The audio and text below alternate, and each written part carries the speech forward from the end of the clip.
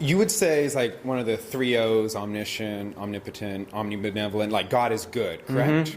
God is good.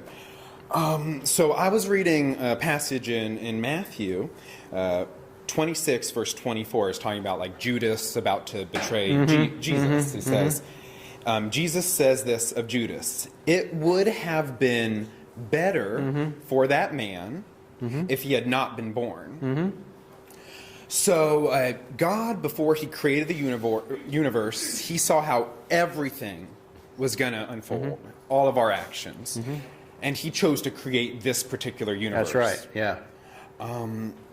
So from this verse, when Jesus says, it would have been better for Judas to not have been born at all, the conclusion I drew is that in a better universe for Judas, he wouldn't have existed at all, because that's what Jesus says.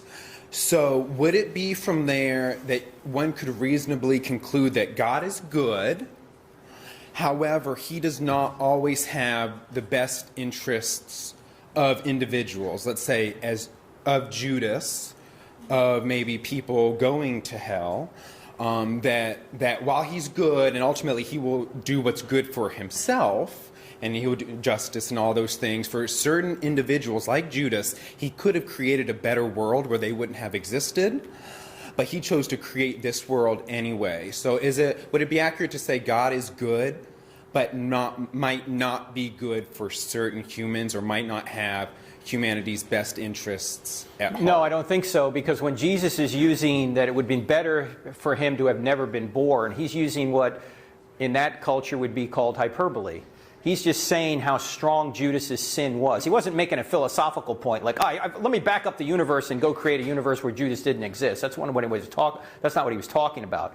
He was using hyperbole, and Jesus did this a lot, talking about, it's better for you to cut your eye out if it causes you to sin, that kind of thing, or if you don't hate your mother and father more than you love me, or you should hate your mother and father compared to love for me. These are all ways of saying a strong point in a very exaggerated way. He's not making a philosophical point there. Okay. But let me admit that one thing that is going on here is people will say, well, why didn't God create a universe where everyone was saved? Well, that's logically possible, right? That God could create a universe where everyone is saved, but it might not be actually achievable with free creatures. Because by definition, if people are free, God can't force them to love him.